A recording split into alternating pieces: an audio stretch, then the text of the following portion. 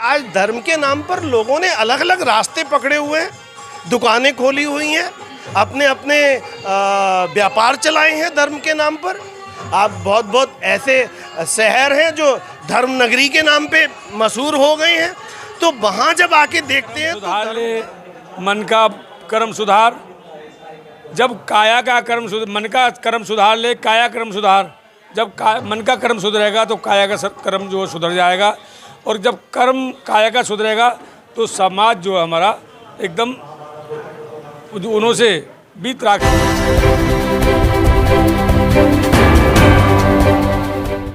मैं समता की सपोर्टर हूँ, मैं रोशनी रिपोर्टर हूँ। नमस्कार, मैं हूँ आपके साथ रोशनी और आप देखना शुरू कर चुके हैं रोशनी की रिपोर्टिंग गांव से शहर तक। जैसा कि आप सभी को पता है, आज बुद्ध पूर्णिमा है और आज केवल भारत में ही नहीं बल्कि पूरे देश में और दुनिया में मनाया जा रहा है। बहुत ही हर्षोल्लास के साथ मनाया जा रहा है और सभी लोग अपने अपने विचार वक्तव्य के रूप में प्रकट करते हैं। और क्या जिस तरीके से धर्म को बढ़ाने की बात तथागत ने कही थी उस तरीके से हो पा रहा है। सबसे पहले तो हमारे साथ एक सर जुड़ चुके हैं। इन्होंने अपने वक्तव्य से बहुत सारी बातें कही, लेकिन उनमें से कुछ ऐसी बातें हैं जो कि हम सर से सवाल करेंगे। सबसे पहले तो सर स्वागत है और आपका परिचय। आपका धन्यवाद। सर आपका परिचय। मैं विवेक साक्य हूँ, एक व्यवसायी हूँ और बरेली से।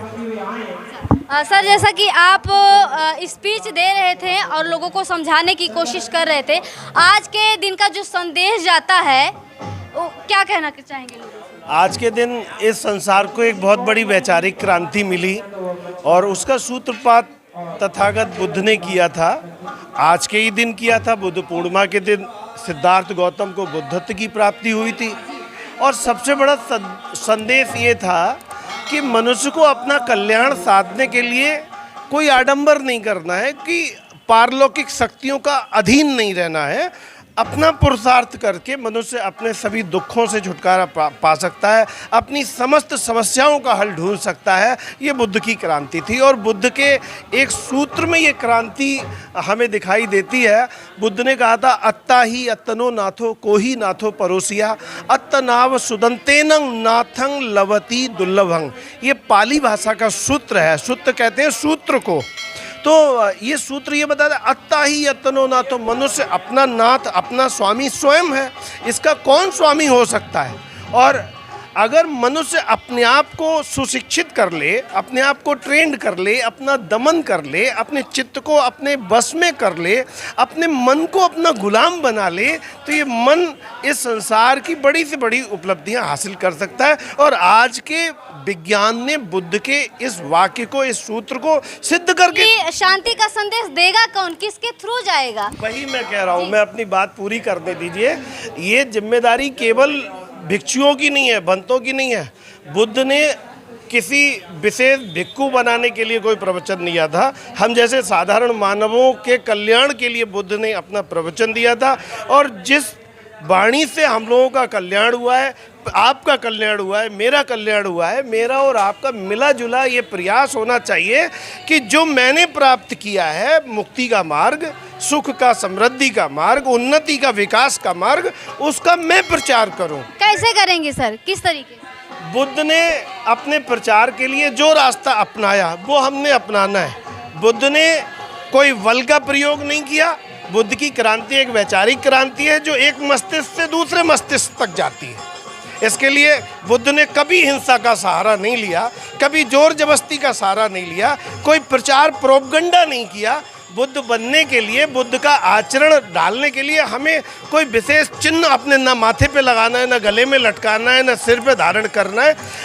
केवल हम अपने आचरण और व्यवहार से बुद्ध के अनुयायी होते हैं। और यही आचरण और व्यवहार बिना किसी भेदभाव के बुद्ध ने गांव-गांव तक, घर-घर तक, हर व्यक्ति तक, जनमानस तक पहुंचाया। वही हमें करना पड़ेगा और हम जितना प्रयास हो सकता है ये कर रहे हैं। सर, मैं फिर से वही सवाल करूंगी आपसे, किस स्तर से, किस तरीके से आप धरातल पे ये काम करेंगे? धरातल पर जैसे आप ये कार्यक्रम देख रहे हो, बुद्ध जयंती एक हम लोगों के लिए एक मौका है, क्योंकि इस जयंती के अवसर पर एक जनमानस में उल्लास होता है। लोग जानते हैं बुद्धत्व की प्राप्ति आज हुई, सिद्धार्थ का जन्म आज लेकिन हुआ। सर ऐसे कार्यक्रम कहीं ना कहीं यहीं तक सीमित के रह जाते हैं, वो चीजें उस स्तर से लोगों तक नहीं पहुंच। छोटे छोटे कार्यक्रमों का नतीजा होता है कि ऐसे कार्यक्रमों में लोग आ पाते हैं।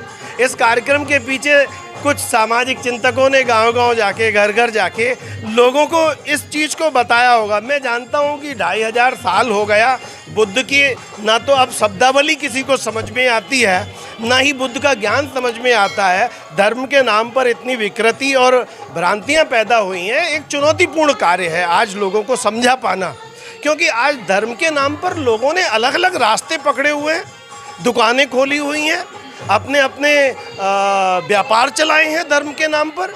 आप बहुत बहुत ऐसे शहर हैं जो धर्म नगरी के नाम पे मशहूर हो गए हैं, तो वहाँ जब आके देखते हैं तो धर्म का कहीं कोई अस्तित्व तो दिखाई नहीं देता। आपको पूरा इकोनॉमिकल हो गया है, सब आर्थिक हो गया है, व्यावसायिक हो गया है। अब ये बुद्ध के समय में भी ये था, ये सब हो चुका था, तब बुद्ध पैदा होता है। तो आज हमारे और आप जैसे युवाओं को निकल के आना चाहिए, इन चीज़ों के इनमें मदद करनी चाहिए। मैं तो आपका मदद चाहता हूं कि आप भी आएँ इस काम में, क्योंकि जैसे मैं हूं, आज जिस वातावरण में पला बड़ा बिल्कुल अलग ही था, लेकिन 96 में मैं इधर आके मैंने बुद्ध के विचार को समझना शुरू करा। तो जब कोई व्यक्ति विचार समझता है तो उसका वो व्यवहार बनता है, फिर आचरण बनता है, फिर स्वभाव बनता है। तो जब एक व्यक्ति सुधरता है तो वो दूसरों को वही विचार, वही व्यवहार, वही आचरण से प्रभावित करता है। तो 1 से 2, 2 से 4, यही भगवान बुद्ध ने भी कहा था, चरक विकवे चारिकं बहुजन हिताय बहुजन सुखाय लोकानुकंपाय। बुद्धत्व की प्राप्ति के बाद घर में अपने महलों में नहीं चले गए, जो मिला अपनी खोज से उसको अवगत कराया, अगला मिला अगले को कराया, अगला मिला अगला, इस गांव से उस गांव। तो बुद्ध ने बुद्धत्व प्राप्ति जिस आजकल भारत में उस प्रांत को बिहार बोलते हैं जहां बोध गया स्थित है। बिहार का मतलब ही विहरण करना। बुद्ध ने इतना विहरण किया है, इतना पैदल चल के गांव-गांव, नगर जा जाके इतना लोगों को बताया है कि उस पूरे प्रांत का नाम ही बिहार चला गया। और अगर बुद्ध ठहर जाते, बुद्ध बताते नहीं, बुद्ध अपने घर में महलों में चले जाते, तो आज विश्व को इतना अनमोल रत्न जिसको हम बुद्ध कहते हैं वो नहीं मिल पाता, इतना बड़ा ज्ञान नहीं मिल पाता। सर विस्तार में ना जाकर के सार में जाएंगे, आप हमारे दर्शकों से आज क्या संदेश देना चाहते? बुद्ध पूर्णिमा है। बुद्ध ने जो धर्म दिया, पाली भाषा में उस समय 2500 साल पहले इसको धम्म कहा जाता था। तो धम्म वो होता है जो इस विश्व के हर व्यक्ति को मान्य होता है। और बुद्ध ने जितनी भी बातें की हैं, इस धरती पर कोई ऐसा मानव नहीं है, चाहे वो अपने आप को बौद्ध कहे, चाहे हिंदू कहे, चाहे ईसाई कहे, चाहे मुस्लिम कहे, कोई भी बुद्ध की बात को अस्वीकार कर सकता हो, ऐसा कोई भी नहीं है। लेकिन वास्तव हमारे साथ एक और लोग हैं, पहले परिचय जानने की सर। मुझे नेम सिंह कहते हैं, मैं यहीं मुरादाबाद का निवासी हूँ।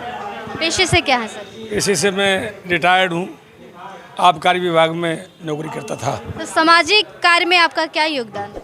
सामाजिक कार्य में मैं तो यही सोचता हूँ कि जो भी हमारे बंधु हैं, जो हमारा समाज है, वो सुधार हो, यानी अपने सुधार की बात सभी करते हैं। हर कोई कहता सुधार हो, कमियां हो, सुधार हो, करेंगे, लेकिन कैसे करेंगे कोई ये नहीं बताता है। काया कर्म सुधार ले, मन का कर्म सुधार।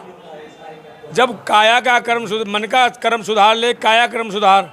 जब मन का कर्म सुधरेगा तो काया का कर्म जो सुधर जाएगा, और जब कर्म काया का सुधरेगा तो समाज जो है हमारा एकदम उन्हों से बीतराग से जो है मुक्त होगा। सर ये जो आयोजन हो रहा है, इस तरीके के आयोजन क्या केवल बुद्ध पूर्णिमा 14 अप्रैल पे ही होते हैं? नहीं, या फिर नहीं, हम गांव-गांव जाके लोगों को समझाते हैं, तिसरण और बुद्ध की वंदना कराते हैं, और बुद्ध वंदना का अर्थ भी बताते हैं गांव-गांव जाके।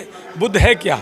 बुद्ध कोई मानव नहीं है, बुद्ध कोई भगवान नहीं है। बुद्ध तो एक इंसान थे। इंसान से उन्होंने अपनी जो पारलौकिक शक्तियों को जो प्राप्त किया, तो वो पारमिताओं को प्राप्त किया। पारमिताओं को उन्होंने एक एक करके 21 पारमिताओं को प्राप्त करके उन्होंने वो डिग्री प्राप्त की। उस डिग्री को पाने के बाद में जब वो बुद्धत्व जो प्राप्त किया, ज्ञान प्राप्त, जैसे जिस प्रकार से एक बच्चा है, कहीं जाता है पढ़ने के लिए, हाई स्कूल किया, इंटर किया, बीए किया, उसके बाद में वो LLB कर लेता है, उसे हम वकील कहते हैं। इसी प्रकार से बुद्ध कोई मानव नहीं है, बुद्ध जो एक डिग्री है।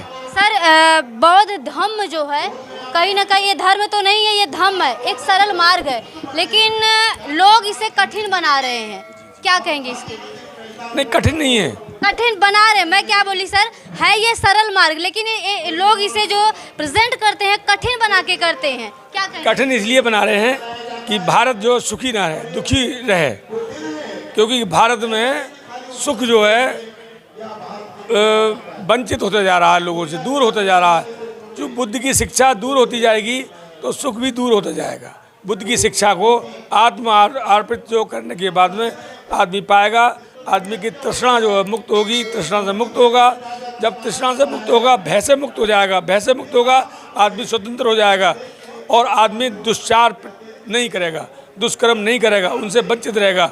ये जान लेगा मुझे इस दुष्कर्म करने में ये पाप लगता है। इस प्रकार से मनुष्य जो अपने समाज को भली भांति से जो अच्छे तरफ ले जाएगा, स्वयं भी सुखी रहेगा, अपने परिवार को भी और अंततः जगत को भी सुखी बनाने का काम करेगा। चलिए बहुत बहुत एक बात आती है, सभ्य सत्ता सुखी हंतु सभ्य हंतु च खेमिनो सभ्य भद्राणी पसंतु माँ कंची दुख मागमा, यानी सारे ही प्राणी सुखी रहें, सभी प्राणी दुख से ऊपर उठें, और यही बुद्ध की उपदेश की मुख्य विचारधारा है। यही हम चाहते हैं, सारे लोग दुख से दूर रहें। बहुत बहुत शुक्रिया। तो आज का जो संदेश जाता है, लोग कहीं ना कहीं मंच से कहते हैं, लेकिन उसे धरातल पे कैसे काम किया जाए इसका सोल्यूशन किसी के पास नहीं होता है। और जो ये धम्म है जिसे लोग सरल मार्ग कहते हैं, आज कहीं ना कहीं जो इसके जिम्मेदार लोग हैं, भंते जिसे कह सकते हैं, भंते इसे कठिन बनाने का काम कर रहे हैं और लोग कहीं ना कहीं धम्म से दूर हो रहे हैं। तो मेरी अपील है कि धम्म को सरल ही बना के रखें।